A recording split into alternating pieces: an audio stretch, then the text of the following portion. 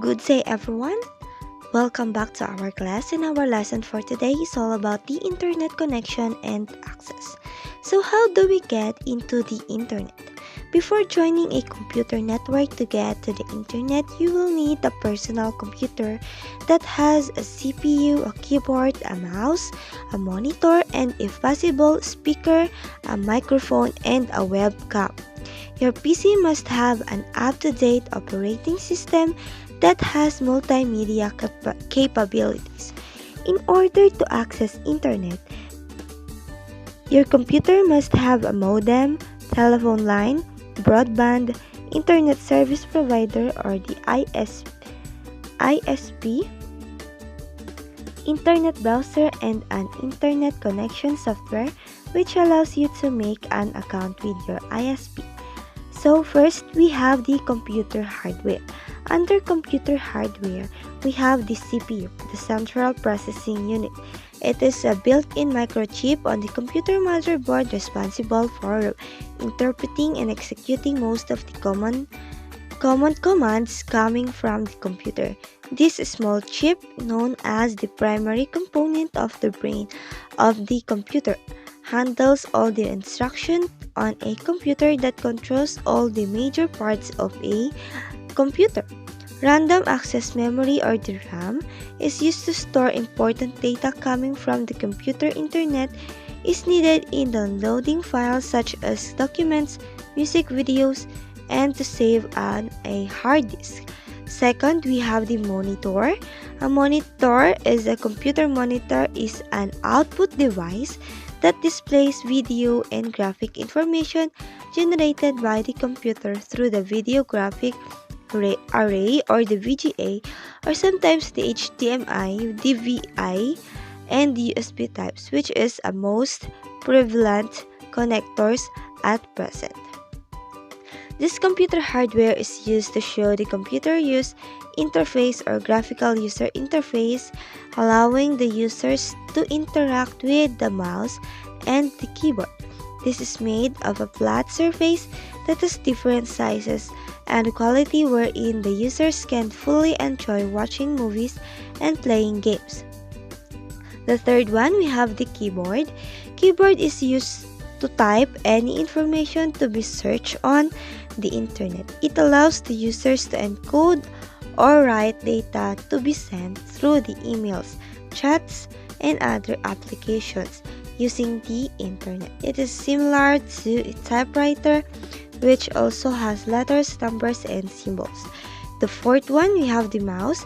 A mouse is a handheld pointing device that controls the movement of a cursor on a computer interface. It is very useful for browsing the web. Since it is a pointing device, it can be used on the internet to select a website they want to visit by clicking on the link. It can also be used in word processing like highlighting a text, move between letters and the word, and etc. Fifth one is the speaker and the microphone. Speaker and microphone are parts of a computer hardware that are helpful in multimedia. A speaker is an output device that can be used for listening to music and other audio like in movies and games. It can also be used in video calls to hear the voice of the person we are speaking with. The microphone is used for recording voice, songs, and musical instruments. It can also be used on online video communication. Next, we have the printer. The printer is a peripheral device responsible for producing hard copies of the information coming from the internet and word processors. It can print hard copies of emails, pictures, documents, reports, and others. The users must download the data that they want to produce before printing. Next, we have the webcam. A webcam is a small digital video camera directly connected to the computer. It takes real images to be broadcast live on the internet. This device is not necessary when accessing the internet, but it allows the users to see their relatives and friends while chatting with them. Next, we have the modem. It is The internet on your computer. You should have a modem. A modem is a network device that sends and receives data by way of telephone lines or other television networks cables. It converts analog signals in the form of sound waves to digital signals used in a computer. Next, we have the telephone line. A telephone line is necessary for accessing the internet. Information is passed through telephone lines from the internet to your computer. We need the internet service provider. The internet service provider is an internet access and a communication between an individual or a business firm and an ISP or the internet service provider that connects to the internet. ISP is a company that sells access to the internet to allow computer users to browse the World Wide Web. So we have three categories to access the internet. First one, we have the dedicated access. Under dedicated access, we have the DSL broadband connection.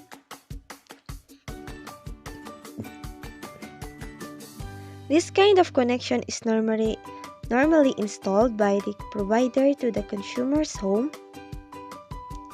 DSL connection requires a monthly service fee and an additional charge fee for broadband installation. This kind of dedicated access has fast internet connectivity. It runs over standard telephone lines, cable television lines, or wireless connections to orbiting satellites. DSL uses the same wires the telephone uses. Next, we have the satellite internet access.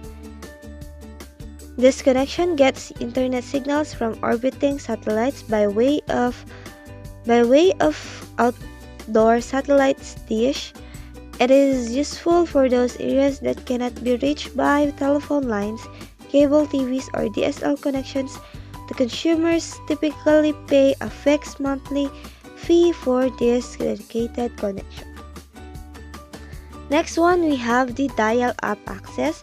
We have the dial-up connection. This is a type of connection that is linked through the telephone line. When the telephone line is connected to the modem and configured to dial a certain number, the consumer can access the internet. Dial-up is the slowest form of internet connection, but it's also the least expensive. And the third one, we have the wireless access. This access is increasingly growing up today. It enables the consumers to access the internet using wireless devices. Or we have the Wi-Fi connection or the wireless connection or the wireless communication. Wi-Fi stands for wireless fidelity. It is a wireless communication technology that provides connection to electronic devices such as laptops, smartphones, and personal computers. Wi-Fi devices use low-power transmitters and receivers equipped with special computer chips containing radio modems installed on electronic devices. These radio modems functions as the modems. Areas within range of a Wi-Fi transmitter and the receiver are known as hotspot. A technical standard has limited the receiver are known as hotspot.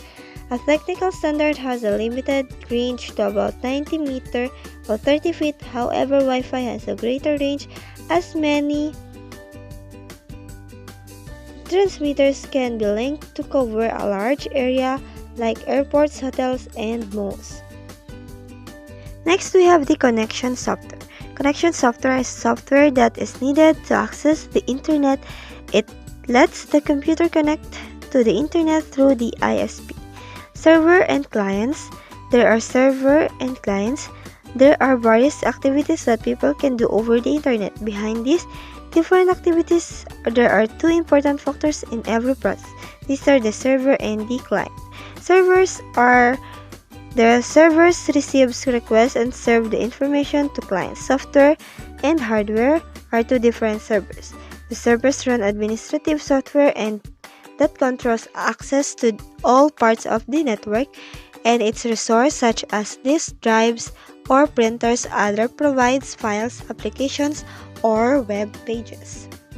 And the clients are the ones that ask or request information from the servers. Clients are the software program users who contact a server to request a service or data from it. So that is our lesson for today. We have discussed the internet access and connection. So we have the three categories to access: dedicated access, dial-up access, and the wireless access. That's all for today, class. Thank you very much Thank you for for listening. listening. God bless Goodbye. everyone. Keep safe and enjoy learning. Bye.